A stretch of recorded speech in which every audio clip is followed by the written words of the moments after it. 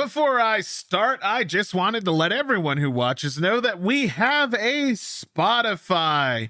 It'll be on screen right now, but also down below in the description section. I want to inform you as well that we'll be pushing shorts on this channel super hard to complement our main content when they add the separate category going forward.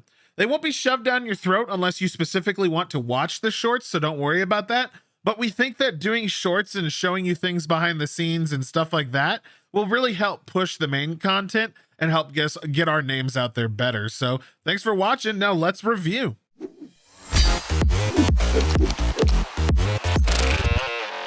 I've played a lot of Souls-like games. A lot.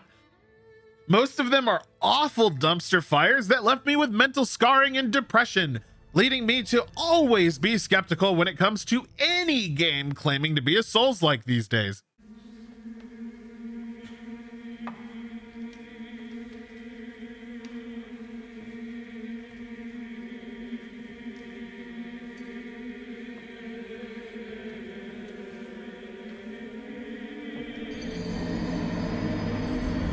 I mean, seriously, there have been some bad imitations. There was one time where it felt like every cheap one-off studio was trying to make a quick buck.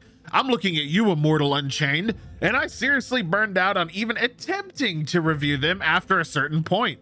So, cut to Steelrising, a clearly inspired by Bloodborne game that was marketed as an animatronic Souls-like, promising not to be a total dumpster fire. I thought to myself, hey, this looks unique enough that it might actually not be hot garbage and probably something worth checking out. I was extremely busy, so I didn't get a chance to review it on day one, as you know, with the Saints Row review, but I have now, and after extensively playing through the entire game and giving it a fair shake, I have come to the stunning conclusion that, unbelievably, it was all right. Yes, you heard me, a Souls-like game that wasn't complete and utter trash has arrived, and it was indeed a pleasant surprise for me to get my hands on. Don't get me wrong, it isn't anything fancy or anything mind-blowing or anything like that, but I still liked it, and I think that's what matters. So yeah, solid job, Spiders, the developer of this game. You didn't break my brain like a lot of other games of this type did. So let's start with the story.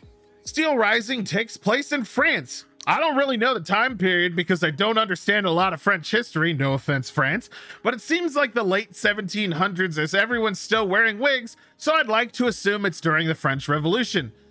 I think that was like 1790 or something, close enough.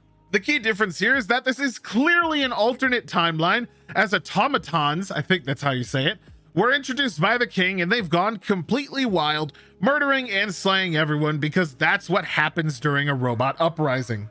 You play as Aegis, a special dancer robot belonging to the queen with way more to her than you'd suspect, being tasked with trying to stop everything from being destroyed and learning more about yourself along the way. Violence is the only answer in this universe, and Aegis is the deathbringer to her kind that will bring about the French Revolution in proper style. Along the way, you'll encounter many allegedly famous individuals from the time of the French Revolution. Again, I don't know much about it as I'm an ignorant American, and we'll be assisting them with various tasks to bring about the downfall of the king and save French humanity from complete genocide. Got it? The visuals in Steelrising aren't bad. I'm a sucker for steampunk looks and designs, so to me, seeing them in a Bloodborne format is pretty wicked. Being completely honest, however, the towns and cities themselves lack incredibly in that department, but aren't wholly ugly to any offensive degree. I would have loved to have seen the buildings being mixed with technology to support this whole automaton premise. Sorry, it's hard to say that word, that the game sits on, but you know, it didn't. It could have gone completely over the top, but it didn't, and that was a bit of a disappointment. Sure, there are small things here and there to suggest that this is a steampunk world, but nothing really stands out to any tremendous amount. The buildings all look like what you'd see in historical drawings and whatnot from the era, and the only thing that really separates it from being a historically accurate representation would be the murderous robots rampaging everywhere in the streets. Not to mention the huge piles of bodies and gore they leave about as they murder the entire city civilian population, which I don't think happened historically. But hey, more steampunk stuff would have been awesome. Speaking of the robots, they look great. There's a good variety and number of them for you to slaughter and murder while they attempt to do the same to you, with each enemy having its own specific thing that it does. What I mean by this is you've got robots that shoot fire, robots that shoot lightning, spinny robots, smashy robots, fat robots, all of which have their attacks themed around what they look like visually.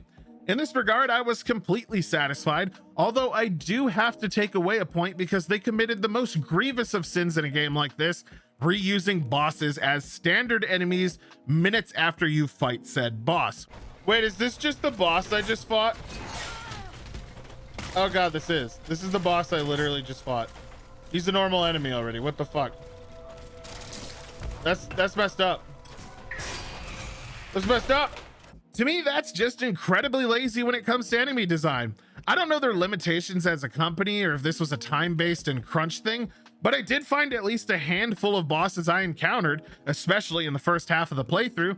They were very quickly generic enemies thrown around within the streets and having the exact same looks and movesets. Animations in Steelrising are pretty good. They're smooth, responsive, and enemies are what I would generally call fair with them in a Souls-like game. An example of a game where the animations are bullshit and awful would be the original Surge game. The animations for both the players and enemies in that game were completely designed to punish you and make you feel like crap. The weapons Aegis uses all have solid movesets and none of them seem to be copy-pasted, with each weapon having a special ability unique to it. These are all flashy and all right in their own regard. There was no single point in my playthrough where I felt using them looked jank, disappointing, or underwhelming in the slightest. It seems like everything about this game in this specific department of animations and looks is above average to good, which is really important in any Souls-like. I cannot overstate how necessary it is to have solid animations for enemies, yourself, and your weapons. As far as lighting goes, it was all right. Local area lighting looked okay and everything was passable for effects you'd come to expect in a 2022 title. Nothing stood out as grossly disgusting to look at, but nothing really blew my mind. It was all good and just good. Performance was okay for me, although I did hear a lot of people running the 20 and 10 series cards and having AMD cards were getting a lot of micro stutters and hitching. I didn't have any crashes, but I can say that I struggled to maintain 80 FPS on Ultra with my 3090 maxing out and making my computer behave weirdly. I made a few jokes while streaming about this being a Bitcoin miner, but that's not the case. It just felt like it was eating my computer. Bro, my computer is eating shit right now. The city went up in flames. He knew what was about to transpire. 46 FPS in this cutscene. Holy fuck, how? I attempted to run this on my Steam Deck, but at the time I tried, it just didn't work. And I'm not sure if it's compatible now, but I wasn't having any luck with getting it to launch. I'm sure a few other reviewers have checked it out in that regard, but I simply cannot get it to work on my Steam Deck in any capacity. So sorry about that. Now, a lot of Souls-like games have serious issues with how NPCs talk and look in their games when they do decide to add them, and I gotta say, unfortunately, this game's no different. The NPC dialogue and faces made me laugh outright multiple times. They were just not great. And honestly, I'm more of a fan of NPCs not existing in Souls-like games anyway. I zoned out multiple times listening to them ramble on about politics and the king and all that, but just didn't care. And the main protagonist is literally a robot, so her responses are lackluster as well. I don't want to talk to these people. That other world where you were held prisoner. This other world, Gehenna. Uh-huh. The place the Lord hell didn't keep me. What task did you entrust? The Holy Office. Office, keep an eye tag, Magistrate of the King. General sound design outside of dialogue was good. Sometimes it sounded a bit hollow, but the atmosphere was there and the weapon hits were satisfying enough to support the animations and the combat itself. Combat is about where you'd expect it to be given the state of everything else in the game, and that's firmly in the pretty good category. It doesn't even come close to the game that it was trying to mimic, Bloodborne, but it is entirely serviceable and there's more than enough ways to play the game to make it interesting. You've got your long-range pokey weapons, your heavy and slow weapons that knock stuff down and do a lot of damage, your debuff weapons, ranged weapons, everything you've come to know and love from Souls-likes. Couple this with a stat system with your standard strength, endurance, agility, etc., and you should feel right at home with each weapon scaling differently with each stat specifically, just like any other Souls-like. Upgrading weapons will increase their affinity scaling, again, something you should recognize, and make them even stronger if you dump stat into specific categories. You have stamina and whatnot for dodging around with iframes, typical Souls flair, all managed through stats and items during combat to maintain your bars and not die in a horrible fashion. Enemies you defeat drop soul essence, you level up at mechanical pit stops akin to bonfires, and you can buy things like potions, grenades, and disposable items at these pit stops to gear up for your next encounter. It's a little bit more streamlined for sure than a standard Souls-like, and I appreciate that. You're always able to sell stuff you don't want and buy extra things you need at any time at a checkpoint place. You can farm locations by resetting the enemy spawns at stations over and over, so getting tons of healing items in Souls is pretty simple, and I found it way quicker than a lot of other times I've done this. Of course, you can upgrade your Estus flask, or in this case, your oil container, increasing the health it heals and the number of uses as you play through the game. A lot of these are fairly weird to stumble across, so look around everywhere. I missed quite a few the first time I did a run. I will say though, as far as enemy difficulty, I found this entire game to be a complete breeze.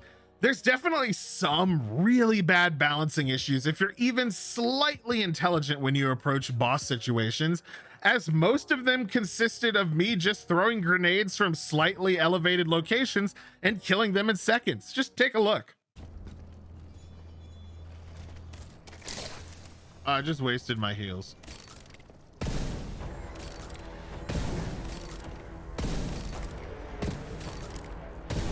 Guys, I found an exploit.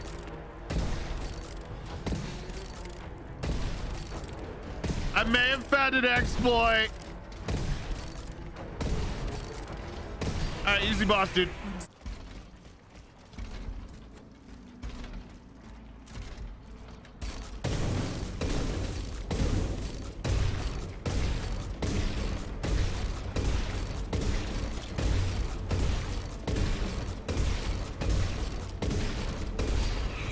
All right, boss done, dude.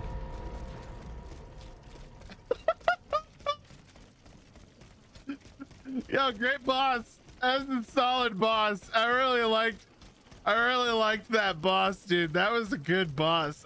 Man, it was super hilarious how many bosses could be defeated with this playstyle, and you have more than enough grenades for sure, especially with how many they give you outside of the store. Even the worst of players could likely beat this title with that strategy.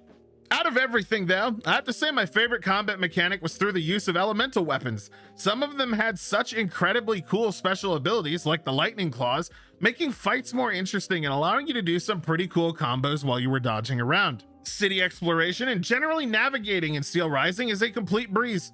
This is without a doubt one of the most linear Souls-like games I've ever played. There's exploration in side areas, but it's always a central path and line for the most part, and nothing ever diverges too far off course to lead you to extra equipment or a secret encounter. You will never get lost. I personally at no point ever got lost, and for each zone I went to via traveling to chase an objective or main quest, it was all generally straightforward. Enter zone, go down big streets funneled by barriers and obvious direction hints, find small side areas, reach end goal. That was it. As much as I loved getting lost for hours and hours in previous Souls-like titles I've played, I much prefer this. Exploration is cool in small amounts, but having no idea where you're going always feels like such a drag. This just makes the entire first playthrough for any new player much more streamlined, and each shortcut you end up unlocking through levels just makes it even easier to understand where you need to go. Side quests, though, are a complete disaster when it comes to locating certain things. You'll stumble across them via random communication with people through windows and in buildings, and a lot of the items you need or tasks you need to do to complete them are just easily missed. A few things require backtracking, and honestly, I wouldn't fault you if you used guides to complete them, but as far as I can tell, none of them really have any major drastic impact on the game in the slightest story-wise, so they're truly optional when it comes to completion. All in all, I'd say you could get a solid 20 hours or so out of Steelrising, which isn't bad, with the main story being serviceable, but the gameplay leaning more towards the enjoyable side. With that being said, I'm going to break it down, so let's see how it shapes up. Gameplay gets an 8 out of 10. It's probably the strongest selling point of Steelrising. I genuinely had nothing to gripe about and enjoyed combat all the way through. Story gets a 6 out of 10. It's okay and above average, but nothing at any point really blew me away. The NPCs were also really boring. Graphics get a 7 out of 10. They're good. That's about all I can say about them. More steampunk stuff would have been great, but unfortunately there wasn't a lot of it. Audio gets a 5 out of 10. It's above average with decent ambiance, but the music in the game is incredibly lackluster. And now come to think of it, I can't remember a single track and didn't even think to talk about it in the review because there pretty much is no music that I remember. And finally, value gets a 7 out of 10. I'd say it's at least worth one playthrough, and if you do 2, you definitely get bang for your buck. So a solid 7 out of 10. I seriously just have to say that I'm incredibly happy that this experience wasn't awful like so many Souls-like games I've played. Steelrising has a solid foundation, decent combat, and unique world, and for that my final score is going to be a solid 7 out of 10. It's a good game, not a great game, not a fantastic game, not a bad game. It's just a good game. It's good. If you're a huge fan of Souls-like exploration and combat, I'd check it out. Otherwise, wait for a sale as previously mentioned and pick it up for cheap, like under $20. I saw a couple of other game review websites and game reviewers giving it like a 2 out of 10, and I can't possibly understand why. I enjoyed it enough personally to say give it a try. Anyway, that's going to be it for this review. If you liked that video, hit that freaking like button and share this review around. Otherwise, go back and watch other videos and let me know down in the comments what games you'd like me to cover in the immediate or near future.